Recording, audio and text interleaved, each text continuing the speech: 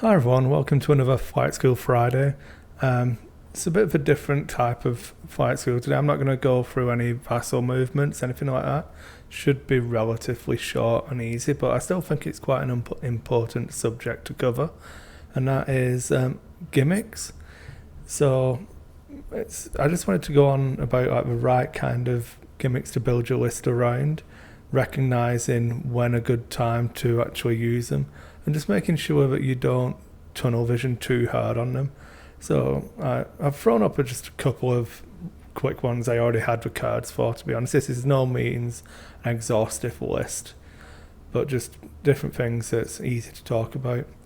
So by gimmicks, I mean like pilot abilities that you can activate, upgrade cards, maneuvers, different types of playing, stuff like that.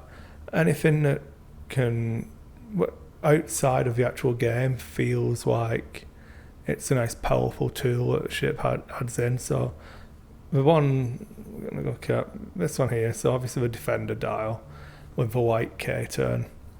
When it first came out, it's really, really good. It was obviously costed too high because of a white K. It's recently had the X7 title released for it.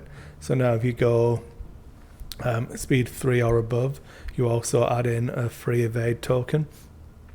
So it leads to a very fast-paced ship where you want to dial in those speed 3 moves, take advantage of that white K, still get your action, still get your free evade token, stuff like that. It's a really powerful combination, especially if you like Vessery with Duke as well. So is now focus, target lock, the evade token, and you're going to have all this stuff piled in, all the modifiers.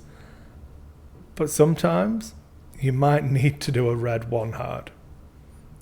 And it's making sure that you recognize situations where not activating that gimmick is going to be more important than doing it, because you can become really predictable.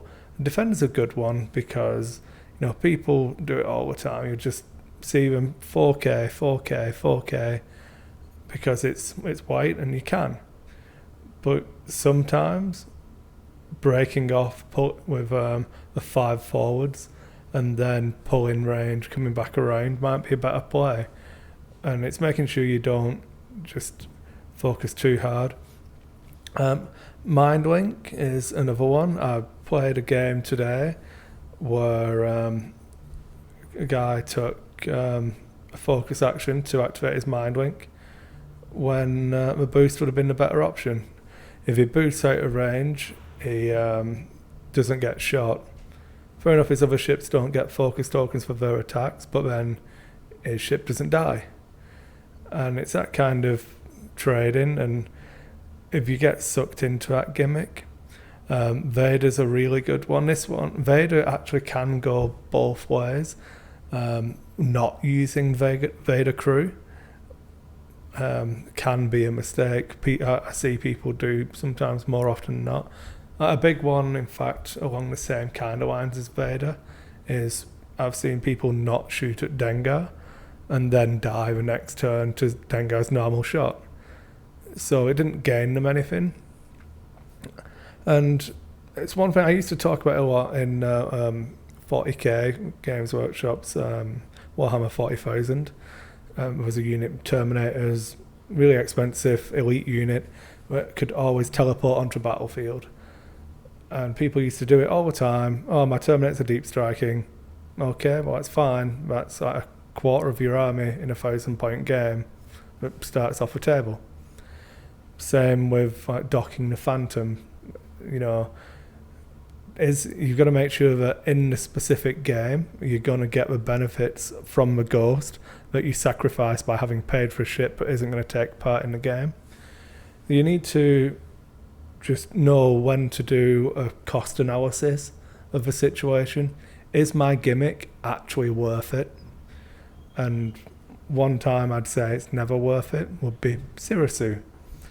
Really expensive and dies really easily because their ability doesn't affect itself. to make it work, you end up piling more points into bodyguards on other people, stealth device on Sirisu, and you work out you'll end up having spent over a third of your points to try and make some other ships slightly more defensive, when you could have just taken an extra ship that was better. And it's just recognising that kind of thing. So that's it. A nice, sweet, short video for you all today. I wanted to make sure I got a Flight Skill Friday out, and this was a subject that just popped into my head after playing some games today. But definitely, gimmicks can be really good fun to exploit and try different things, but don't go too hard on them. Don't lose the game for the sake of activating your gimmick, but equally, make sure you see how you've planned it out and if you can take advantage of it. And you should benefit from that. Hopefully, it's going to be of use. Thanks a lot, guys, and I'll see you again.